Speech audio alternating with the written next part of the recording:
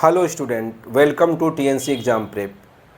TNC exam prep में अभी Rai sir द्वारा इंग्लिश में सेंटेंस और टेंस के बारे में बेसिक कंसेप्ट को लेकर के आपके क्रिटिकल प्रॉब्लम को सॉल्व करने का पूरा प्रयास किया गया है और ये उम्मीद है कि पूरा आपको समझ में आएगा।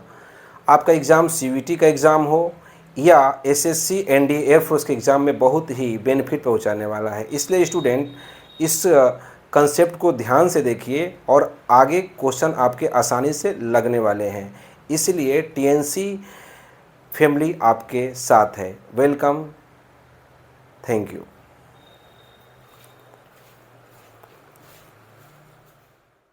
एग्ज़ाम प्रिपरेशन चैनल पर हम आपका स्वागत करते हैं। इसके पहले वाले वीडियो में हमने आपको सेंटेंस के बारे में बताया, टाइप्स ऑफ सेंटेंसेस के बारे में बताया। अब उसका नेक्स्ट पार्ट, ये सेकंड टर्म में एक्सक्लेमेटरी सेंटेंस बचा हुआ था और मैंने आपसे कहा था कि दूसरे वाले में इसके आगे किया जाएगा। देखिए एक्सक्लेमेटरी सेंटेंस होता क्या है। एक्सक्लेमेटरी सेंटेंस को हम बोलते हैं विस्मय सूचक वाक्य। ये करता क्या है?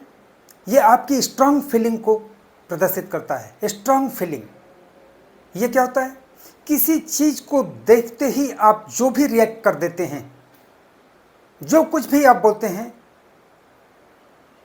वो आपकी स्ट्रांग फीलिंग है।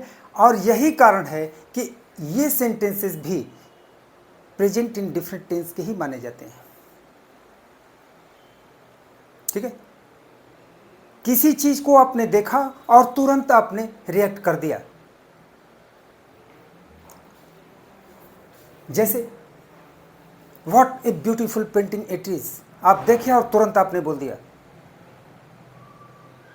ठीक है, इसको और डिटेल में समझने के लिए आप जानिए एक्सक्लेमेटरी सेंटेंस कितने तरह के होते हैं। ये भी दो तरह के होते हैं। पहला वो एक्सक्लेमेटरी सेंटेंस जिसे हम क्वेश्चन वर्ड से लिखते हैं, क्वेश्चन वर्ड से। और दूसरा एक्सक्लेमेटरी वर्ड से।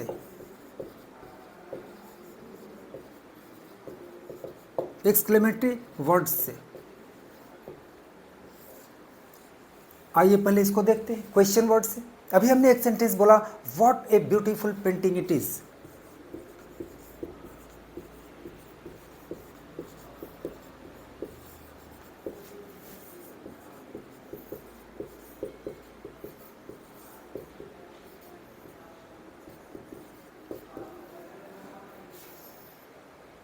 क्वेश्चन वर्ड, सबसे पहले आप क्या लिखेंगे?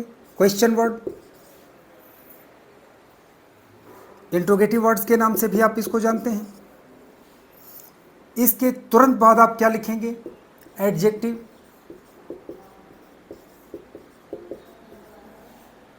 इसके तुरंत बाद आप क्या लिखेंगे? ऑब्जेक्ट। इसके तुरंत बाद सब्जेक्ट। और इसके बाद क्या है? Helping verb. इसके बाद मार्क ऑफ एक्सक्लेमेशन। ये देखिए इज हेल्पिंग वर्ब है, लेकिन इस सेंटेंस में, एक्सक्लेमेटरी सेंटेंस में, ये फुल वर्ब का काम करता है। Is, are, am, was, were, ये हेल्पिंग वर्ब है तब जब इसके साथ वर्ब में आईएनजी लगा हो। Is, are, am, was, were, इसके साथ वर्ब में आईएनजी लगा है तो ये हेल्पिंग वर्ब का काम करेगा। और जब किसी भी सेंटेंस में वर्ब है नहीं है और is, are, am, was, were का प्रयोग किया गया है तो ये फुल वर्ब का काम करता है। और ये कंडीशन किसकी होती है? प्रेजेंट इंडेफिनिट टेंस की।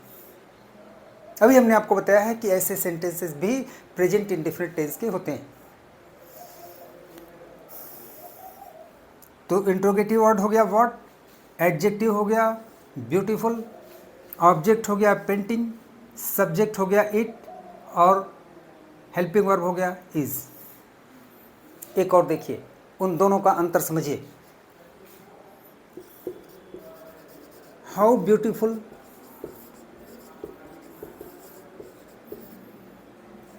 आवर अर्थ इज, हमारी पृथ्वी कितनी सुंदर है। ये व्हाट या हाउ पूछ नहीं रहा है, इंट्रोगेटिव वर्ड तो है जरूर, लेकिन ये किस चीज को डिनोट कर रहा है,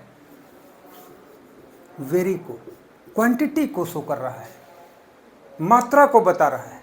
किसकी मात्रा को? एडजेक्टिव की।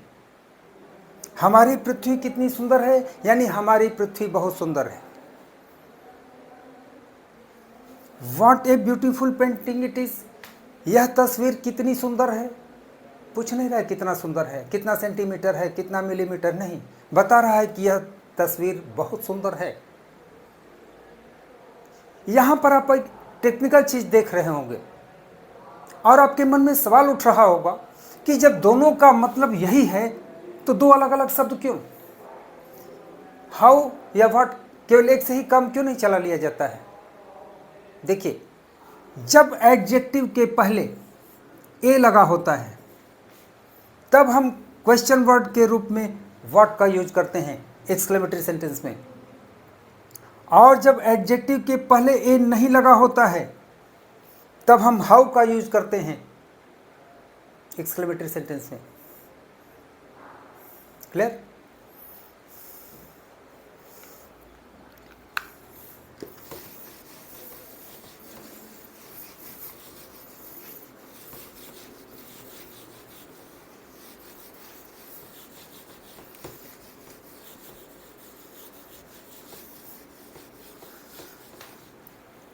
दूसरा वो एक्सक्लेमेटरी सेंटेंस होता है जिसमें पार्टिकुलर वर्ड्स से हम एक्सक्लेमेटरी सेंटेंस बनाते हैं। Particular words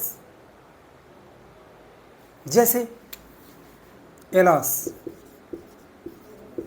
I am ruined,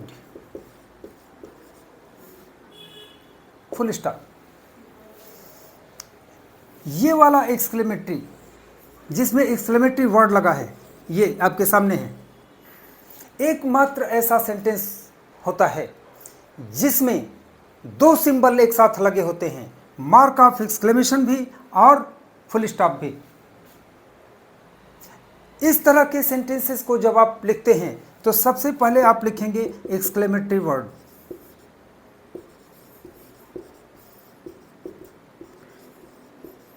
then after mark of exclamation, और इसके बाद अफर्मेटिव सेंटेंस का ही फॉर्मूला है, यानी सब्जेक्ट, हेल्पिंग वर्ब, वर्ब और फुल स्टॉप। जब पर्टिकुलर वर्ड से बना हुआ एक्सक्लेमेटरी सेंटेंस होता है तो उन शब्दों की अपनी एक मीनिंग होती है जो आपकी किसी न किसी फीलिंग को शो करते हैं। एलास दुख का है, हुर्रा जिसको हुर्रे भी लोग बोलते हैं, ये खुशी का है, ब्रेवो ये प्रशंसा का है। इनका यूज आपने नरेशन में देखा होगा।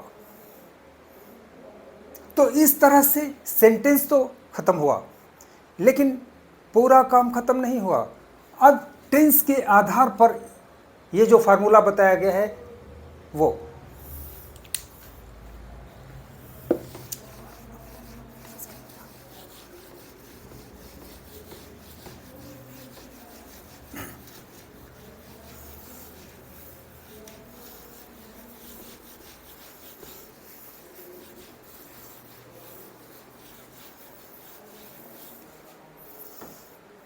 टेंस तो आप जानते ही तीन होता है, प्रेजेंट, पास्ट और फ्यूचर। इन चारों के सब टेंसेस होते हैं। इन तीनों के चार सब टेंसेस होते हैं। जैसे प्रेजेंट ये प्रेजेंट का हुआ present indefinite, present continuous, present perfect, present perfect continuous. Past का होता है past indefinite, past continuous, past perfect, past perfect continuous. Future का होता है future indefinite, future continuous, future perfect, future perfect continuous tense. कुल कितना हो गया? 12 हो गया। तो इन सब का अलग अलग हेल्पिंग वर्ब होता है। सबसे पहले हम आपको बताने जा रहे हैं प्रेजेंट इंडेफिनिट।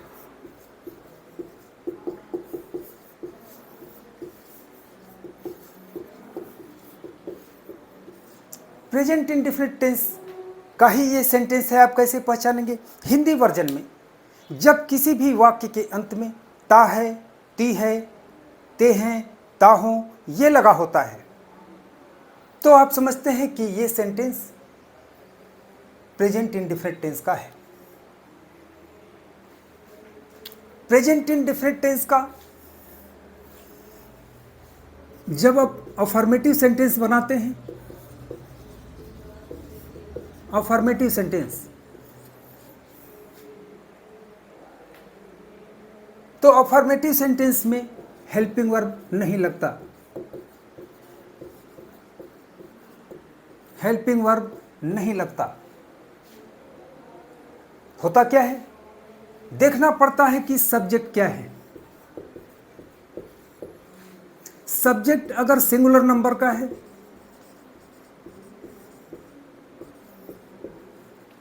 तब यस और ईएस इन द वर्ब,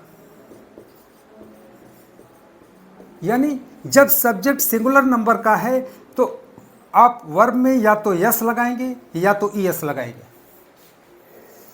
और अगर सब्जेक्ट सिंगुलर नंबर का नहीं है, प्लूरल नंबर का है, या आई है या यू है, तो इसके साथ वर्ब का आप फर्स्ट फॉर्म लगाएंगे। ठीक। अब अफर्मेटिव सेंटेंस में अरेंजमेंट ऑफ वर्ड्स कैसे होंगे? शब्दों को किस क्रम से लिखेंगे? सबसे पहले आप लिखेंगे सब्जेक्ट, इसके बाद वर्ब का फर्स्ट फॉर्म या यस और ES in the verb,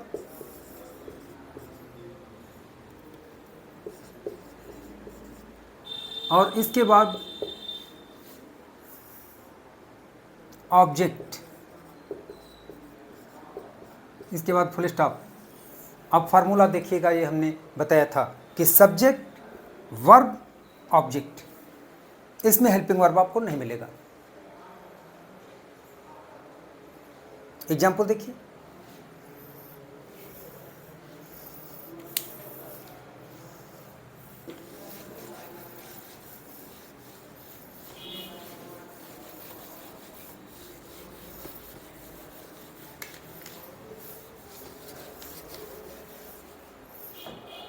subject हो गया ही, सिंगुलर नंबर का है। वर्ब हो गया गोज, यस या ईएस आपने लगाया, he goes object to school. और पहले ही हम आपको बता चुके हैं कि अदर्स हमेशा लास्ट में होता है। He goes to school daily, ये सीक्वेंस होगा। ठीक है।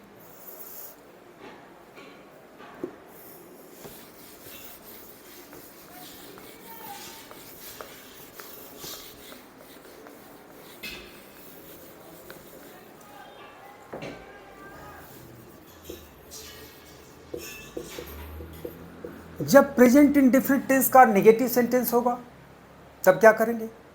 ये भी मैंने अभी थोड़ी देर पहले बताया है कि नॉट का यूज बिना हेल्पिंग वर्ब के नहीं होता। नॉट का यूज करने के लिए आपको हेल्पिंग वर्ब लगाना ही होगा। तो जिस टेंस का सेंटेंस होगा, जिस टेंस का वाक्य होगा, उसी टेंस का हेल्पिंग वर्ब आपको लगाना होगा। प्रेजेंट इंडेफिनिट टेंस में दो हेल्पिंग वर्ब होते हैं, एक होता है डज और दूसरा होता है डू। आप डज का यूज करेंगे तो भी वर्ब का फर्स्ट फॉर्म लगाएंगे, डू का यूज करेंगे तो भी वर्ब का फर्स्ट फॉर्म लगाएंगे। डज कब लगता है? जब सब्जेक्ट सिंगुलर नंबर का है, और डू कब लगता है? जब सब्जेक्ट या तो प्लूरल नंबर का है, या आई है, या यू है।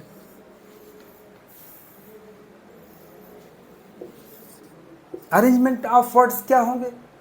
सबसे पहले आप लिखेंगे सब्जेक्ट, इसके बाद हेल्पिंग वर्ब, ये डिपेंड करता है helping verb nature of subject पर। इसमें से क्या है ये आपको देखना होगा। इसके बाद लगाते हैं नॉट, इसके बाद वर्ब का फर्स्ट फॉर्म, इसके बाद ऑब्जेक्ट अगर है तो, then after full stop.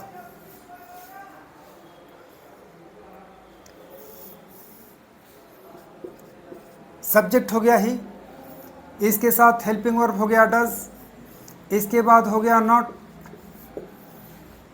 Verb हो गया लर्न,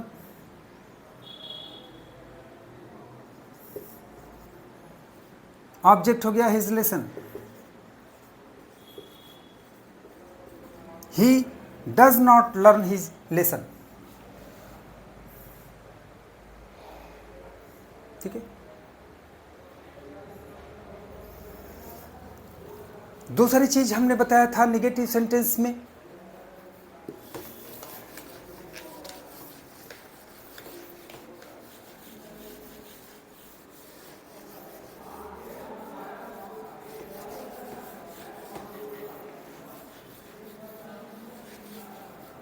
कि वो सेंटेंसेज जो निगेटिव तो हैं लेकिन उसमें नॉट का अप्लाई नहीं करना है, क्योंकि नॉट का यूज हम नहीं के लिए करते हैं, हम नेवर का यूज करते हैं, क्योंकि नेवर का मतलब होता है कभी नहीं। जब हमें नेवर का यूज करना है तब अरेंजमेंट ऑफ वर्ड्स क्या होंगे? He never tells A lie.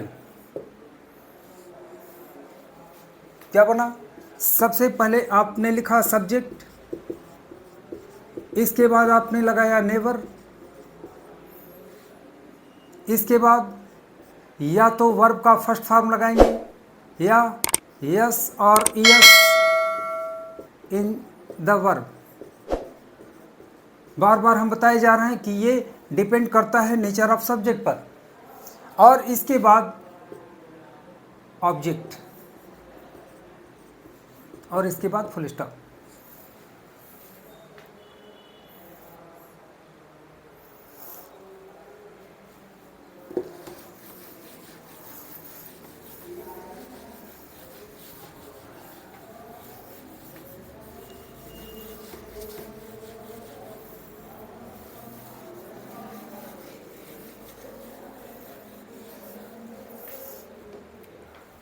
Interrogative में देखिए,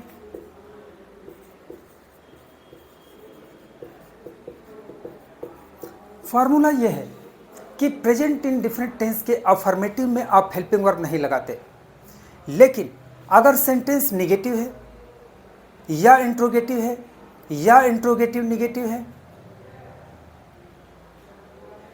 तब आप क्या करेंगे? हेल्पिंग वर्ब जरूर लगाएंगे। और इसका हेल्पिंग वर्ब आपको पता चल चुका है, या तो डू होता है या तो डज होता है। अब किस तरह का इंट्रोगेटिव? जिसमें हिंदी वर्जन में पूछने वाला शब्द वाक्य के पहले है, तो ऐसे में आप क्या करते हैं? सबसे पहले आप लगाते हैं हेल्पिंग वर्ब,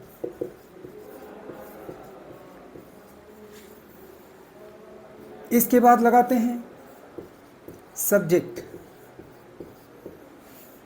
इसके बाद वर्ब का फर्स्ट फॉर्म, इसके बाद ऑब्जेक्ट, इसके बाद अदर्स अगर है तो।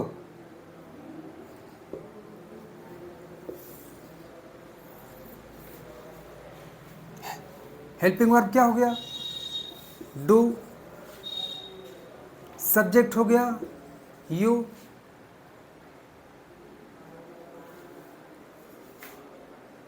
वर्ब हो गया बीट, ऑब्जेक्ट हो गया him. Do you beat him? देख रहे? दूसरा वो जिसमें पूछने वाला शब्द वाक्य के बीच में है, तब क्या करते हैं? इंट्रोगेटिव वर्ड आप पहले लगाते हैं। इंट्रोगेटिव वर्ड, बाकी सारा फार्मूला वही होता है, helping verb plus subject plus verb का first form plus object if any plus mark of interrogation. Question word हो गया वाई, हेल्पिंग वर्ब हो गया डू, सब्जेक्ट हो गया यू, वर्ब हो गया बीट, ऑब्जेक्ट हो गया हिम।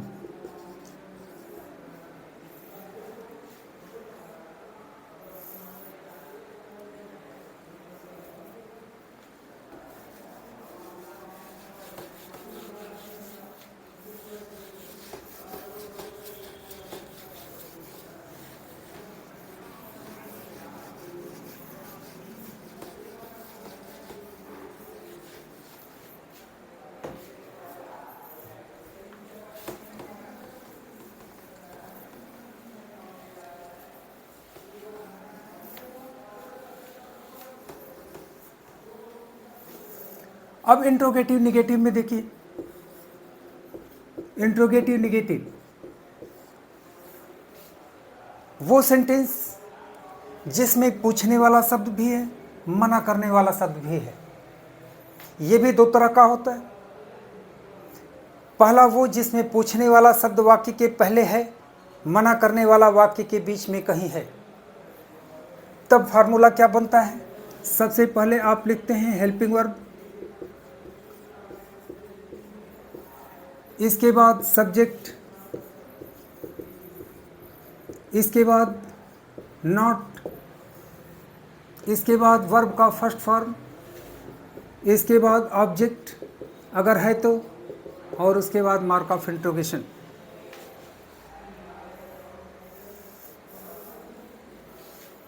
हेल्पिंग वर्ब हो गया डू, सब्जेक्ट हो गया यू, यहाँ पर आपने लिखा नॉट, वर्ब हो गया रिस्पेक्ट, ऑब्जेक्ट में हो गया योर पेरेंट्स।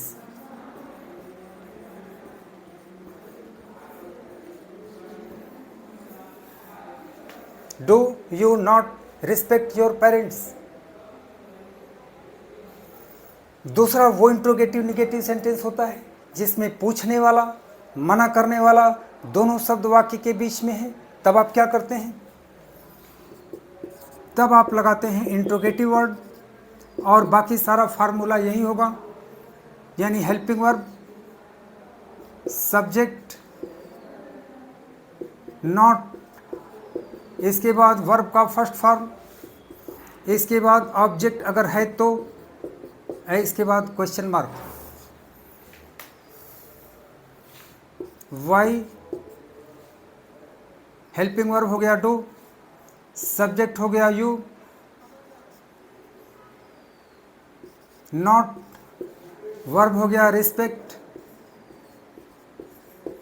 ऑब्जेक्ट हो गया योर पेरेंट्स।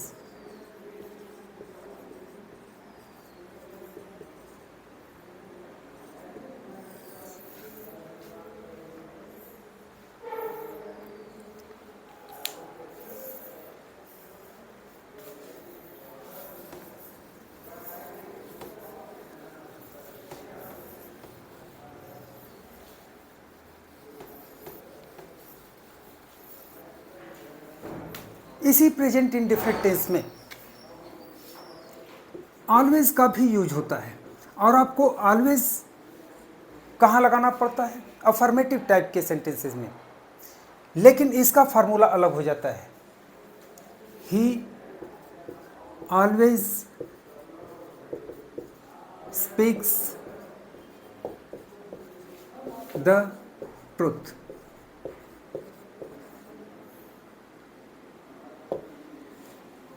यह भी अफर्मेटिव है, लेकिन ऑलवेज इसमें लगा है, इसलिए पहले वाला फार्मूला अप्लाई नहीं होगा।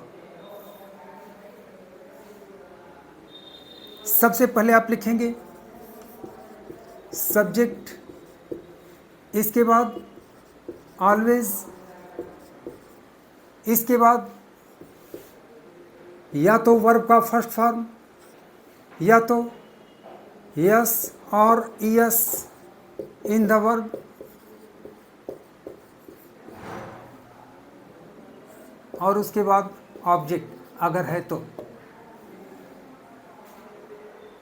ठीक है, पहले वाले में क्या किया गया था, सब्जेक्ट, वर्ब और ऑब्जेक्ट। अब इस वाले में क्या है, बीच में ऑलवेज आ जाएगा।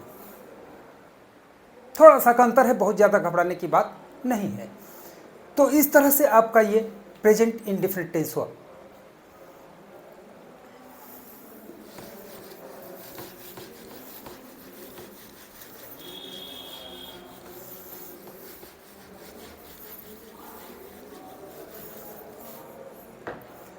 अब देखते हैं प्रेजेंट कंटिन्यूअस।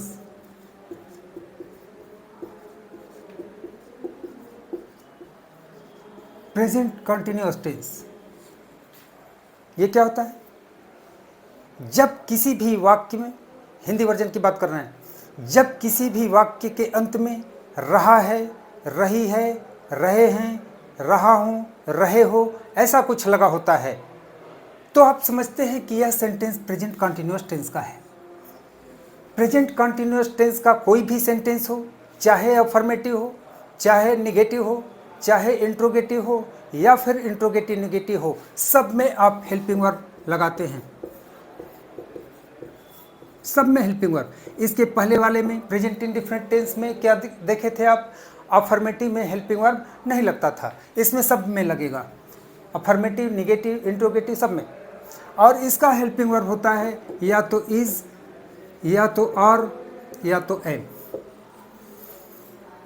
इन तीनों के साथ ING form of the verb होता है, ING form of the verb, यानी वर्ब में आप आईएनजी लगाएंगे।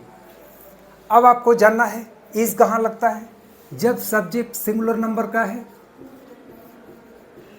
तब आप हेल्पिंग वर्ब इज लगाते हैं, जब सब्जेक्ट या तो प्लूरल नंबर का है या यू है तब आप आर लगाते हैं, और जब सब्जेक्ट आई है तो हेल्पिंग वर्ब आप एम लगाते हैं।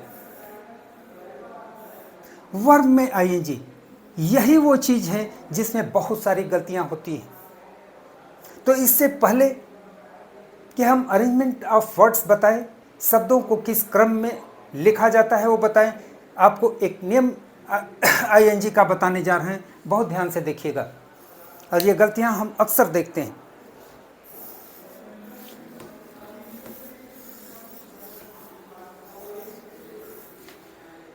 जब आप आईएनजी लगाते हैं तो आपको देखना होता है कि वर्ब में स्पेलिंग क्या है। बहुत सारे वर्ब ऐसे होते हैं जिसके लास्ट में स्पेलिंग ई होता है, तो इसमें आईएनजी लगाते समय आपको ई हटा देना पड़ता है, COM ई हट गया, ING, ये स्पेलिंग बनेगा। एक और देखते हैं WRITE, इसमें ING लगाना है तो WRIT ई हट गया, ING हो गया। लेकिन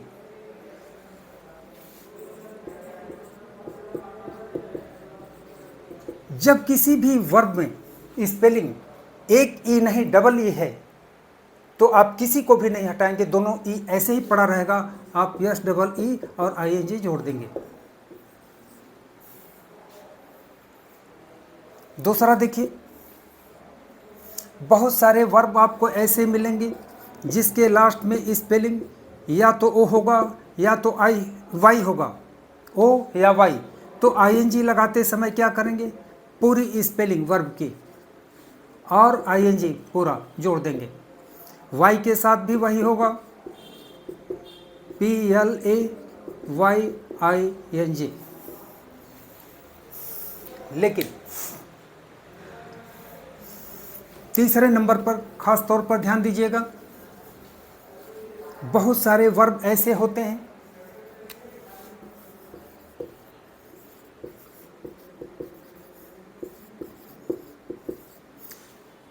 जिसमें लास्ट में स्पेलिंग न तो ई होगा, न तो ओ होगा, न तो वाई होगा। ई ओ वाई को छोड़ करके कुछ भी हो सकता है। जैसे यहाँ देखिए ई ओ वाई नहीं है, कुछ और है, तो इसके पहले क्या है, वावेल है। कितना वावेल है, एक है। जब लास्ट वाले के पहले एक वावेल है तो लास्ट में जो भी स्पेलिंग होगा वो डबल हो जाएगा, RUT एक यन तो पहले से था, दूसरा यन आप जोड़ देंगे। यहाँ भी वही चीज़ है, ई वाई ओ नहीं है, इसके अलावा कुछ भी है, इसके पहले एक वावेल है। स्पेलिंग क्या होगा? यस डब्ल्यू आई एम, पहले से था, एक एम और जोड़ देंगे। अब यहाँ देखिए, यहाँ भी ई वाई ओ नहीं है, कुछ और है, लेकिन इसके पहले एक नहीं दो वावेल है। तो जब दो वावेल होता है तो लास्ट वाला आप डबल नहीं करते हैं, तो होगा R A I N ji.